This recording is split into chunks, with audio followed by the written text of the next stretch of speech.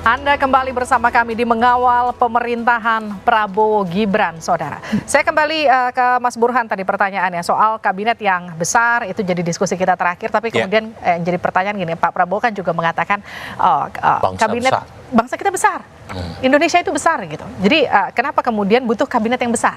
Menurut Anda bagaimana soal itu? Ya, mudah sekali ya untuk memberikan contoh bangsa yang lebih besar dengan jumlah kementerian yang jauh lebih sedikit. Amerika Serikat itu lebih besar penduduknya maupun wilayahnya, meskipun perbedaannya Amerika Serikat daratan, itu kementeriannya cuma 15. China cuma 21 ya. India juga lebih kecil, meskipun tentu sistem pemerintahnya beda. Di sana sistem federal ya. Tetapi poin saya, argumen itu bisa di-challenge dengan mudah. Karena sebelumnya belum pernah kan, mungkin zaman Pak Soekarno ya yang pernah kabinet besar. Tapi overall sejak ada pembatasan jumlah kementerian, sebelum akhirnya direvisi terakhir, itu kan jumlah kementerian kita maksimum 34. Dan bisa jalan gitu. Jadi poin saya khawatir gitu ya, kalau jumlah kementerian terlalu banyak, itu malah semakin sulit untuk mengambil keputusan cepat. Karena tadi ada banyak pintu yang harus dilalui. Ada banyak koordinasi dan sinergi kebijakan yang harus dilalui. Studi sebelumnya menunjukkan dengan penambahan kementerian baru itu minimal perlu waktu 2 tahun tuh untuk menyediakan papan kementerian sampai tingkat bawah, kop surat, stempel. Itu persoalan teknis tetapi mengganggu tuh kalau tidak diselesaikan. Nah, jadi misalnya tadi saya kasih contoh ya Bu Teliza ya, ada satu kementerian awalnya Kementerian Pendidikan Kebudayaan Ristek Dikti gabung di bawah Nadiem zaman Pak Jokowi, konon kabarnya akan dibelah jadi 3. Ada Kementerian Kebudayaan, Kementerian Pendidikan Dasar dan Menengah, dan satu lagi adalah Kementerian Ristek dan Dikti. Nah, untuk Dikdasmen itu dirjanya cuma 2. Kemudian ada menteri 1. Nah, konon wamennya ada 2. Jadi bentuknya tidak lagi seperti piramida, tetapi piramidanya terbalik. Ya. Jadi yang atas lebih gede ketimbang yang bawah. Nah, ini jadi problem untuk pengambilan kebijakan, apalagi kalau harus dikoordinasikan dengan menteri-menteri lain. Jadi menurut saya perlu dipikirkan untuk mempermudah proses pengambilan keputusan. Caranya harus dicari postur yang lebih ramping.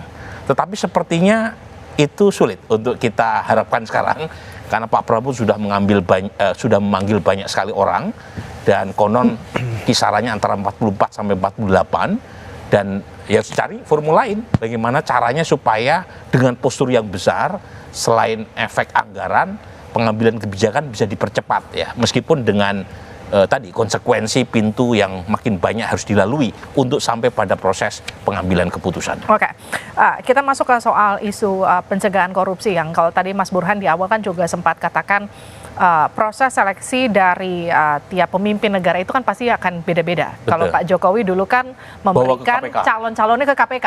Di screening dulu di periode di awal, di periode pertama. Memberikan screening calon menterinya ke KPK untuk dilihat apakah ada lampu merah ataukah justru bisa dicalonkan begitu ya. Betul. Nah, sementara Prabowo itu tidak melakukan itu. Prabowo justru melakukan pembekalan. Seperti itu ya. Tapi kemudian gini, tadi di pelantikan Pak Prabowo sempat mengatakan untuk memberantas korupsi seperti ikan kalau busuk itu harus dimulai dari kepalanya dulu. Jadi untuk menjadi satu bangsa yang besar bebas dari korupsi, pemimpinnya tuh harus benar dulu begitu ya.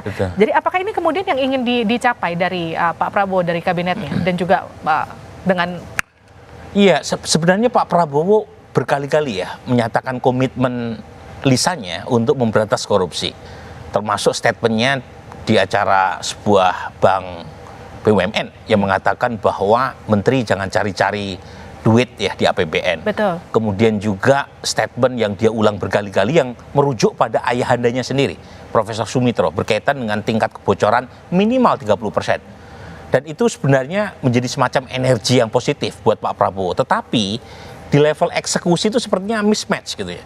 Contoh, kalau dulu seorang presiden itu membawa daftar nama bakal calon menteri untuk dicek red notice atau tidak, itu kan menunjukkan bahwa integritas penting. Tetapi kalau kita lihat daftar nama yang dipanggil, itu beberapa nama itu sudah dilihat, jadikan saksi, kemudian bahkan diperiksa ya oleh aparat penegak hukum dan tetap lolos tuh gitu. Kita tidak tahu apakah nanti akan diumumkan. Sepertinya akan diumumkan. Tetapi lagi-lagi menunjukkan kesan seolah-olah integritas tidak sepenting dulu. Nah, Mas Fahri bagaimana menanggapi itu? Iya, kalau saya begini ya, terkadang kita membiasakan diri kita itu untuk mengambil satu pandangan lain dengan corak trial by the press gitu ya. Jadi misalnya orang ketika jadi saksi atau orang ketika misalnya pernah berhubungan dengan hukum, maka kita men-challenge bahwa dia telah bermasalah secara hukum. Itu yang kadang-kadang masih sangat sulit untuk kita mengurai dikotomis ini dalam di tengah masyarakat. Kalau saya karena mungkin background saya sebagai seorang ahli hukum gitu, yang mengerti tentang bagaimana aktivitas hukum bekerja atau bagaimana agar hukum itu dia memproses orang-orang yang bermasalah atau suspek potensial bermasalah dan seterusnya. Saya melihat bahwa semua itu memang harus clear di tingkat pengadilan gitu ya. Nah, kalau misalnya hari ini, misalnya besok orang ketika dipanggil menjadi saksi, harap diingat bahwa memang dalam konstruksi kita, dalam hukum kita itu jadi saksi itu belum tentu bermasalah. Ya kan, bisa saja karena yang dibutuhkan adalah pengetahuannya dia, pengamatannya dia dan seterusnya, apa yang dia lihat, dia alami, dia dengar dan seterusnya. Sehingga memang aparat penegak hukum itu berkepentingan untuk mendengar apa yang kira-kira dari pengetahuannya dia itu. Bisa juga atau mungkin ahli gitu loh. Ketika KPK memanggil seseorang yang berlatar belakang sebagai ahli hukum, mungkin dalam kapasitasnya sebagai ahli. Nah, jadi sehingga demikian kalau saya bilang, kalau kita mau angkat itu sebagai sebuah segregasi dalam soal seperti ini, itu terkadang nuansanya tidak terlalu adil dalam soal-soal seperti itu. Tapi sebenarnya itu kalau bukan itu yang saya mau soroti dalam soal ini. Tadi menarik yang disampaikan Prof. Burhan tadi mengenai komposisi atau postur kabinet kita, gitu ya. Nah, jadi memang antara Amerika Serikat dan Indonesia ini kan memang kita tidak bisa apple to apple mengatakan seperti itu. Konsepsi di Amerika Serikat itu ya, pemerintahan itu residu sebenarnya daripada seluruh kewenangan yang ada pada negara bagian. Sisanya ada pada negara pusat ya, negara pemerintahan pusat. Kalau kita terbalik ya, pusatnya itu adalah kewenangan asli, residu ada pada daerah dan seterusnya. Nah, saya kira-kira seperti itu. Telisa, kalau kita bicara soal tadi, kita bicara soal pencegahan korupsi, kita bicara soal kabinet yang besar begitu. Biasanya kebocoran-kebocoran dari anggaran negara yang kemudian berpotensi untuk dikorupsi para pejabat itu lewat mana celahnya?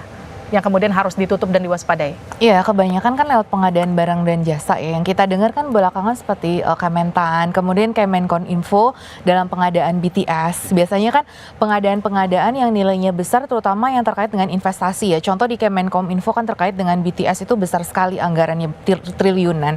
Kemudian juga dari sisi misalkan bansos ya, anggaran triliunan itu juga kadang-kadang itu ada ya. Jadi kebanyakan satu dari pengadaan barang itu, di mana di dalam pengadaan barang di situ biasanya ada private sector yang ingin mendapatkan lelang. Nah, biasanya ketika dilelang itu banyak sekali yang berminat untuk masuk lelang itu, disitulah rent seeking activities. Jadi berburu rente di situ. Jadi private sector itu menyuap untuk mendapatkan layanan. Nah, ini kita yang rentan banget, yang perlu diwaspadai program MBG ya, makan bergizi gratis kan besar sekali, rencana 800 miliar ya Pak per hari gitu, rencana gitu Mbak. Tahun depan 71T itu. Iya, 71T. Bahkan dicanakan pokoknya per hari 800M. Nah, itu gimana mengawasi uang 800M itu? Pasti kan ada kemungkinan kebocoran. Nah, makanya tadi disampaikan bahwa setuju banget negara gagal atau berhasil itu sebetulnya ekonomi kelembagaan. Nah, ekonomi kelembagaan itu adalah dari sisi tadi ya, salah satunya corruption. Tadi benar sekali Prof. Sumitro Joyo Hadikusumo, senior kami di FEBU itu selalu bilang ICOR itu kita kebocoran selalu 33% lah perkiraannya gitu. Jadi nggak pernah full gitu multiplier efeknya. Nah, sekitar itulah. Nah, jadi bagaimana corruption kita kan di International Transparency Index itu kan kita juga turun terus ya. Artinya korupsi kita artinya semakin buruk gitu. Nah, ini bagaimana leadershipnya? Kita berharap presiden baru ini membawa angin segar dari leadership. Nah, tapi tadi ya harapannya sebetulnya ya tadi kalau bisa dicek dulu para calonnya dan sebagainya itu sebetulnya lebih baik. Tapi nggak tahu, mungkin ada alasan lain dengan cara yang lain. Tapi kami setuju banget bahwa memang ya jangan sampai ada kebocoran lagi, karena multiplier efek nanti bisa tidak optimal seperti itu kalau ada kebocoran tadi. Nah, soal pencegahan korupsi itu Mbak Tejo, kalau tadi kan sempat disinggung soal sosok-sosok yang dianggap bermasalah begitu, yang kemudian disinyalir akan juga mengisi kabinet. Bagaimana soal kalau secara hukum belum ada keputusan, artinya belum dianggap orang tersebut ya, masalah. saya setuju Pak Fahri, tapi di samping soal hukum ada faktor rasa, Mas, masalahnya di. Oke, Pak Tejo, nanti kita lanjutkan saja dah.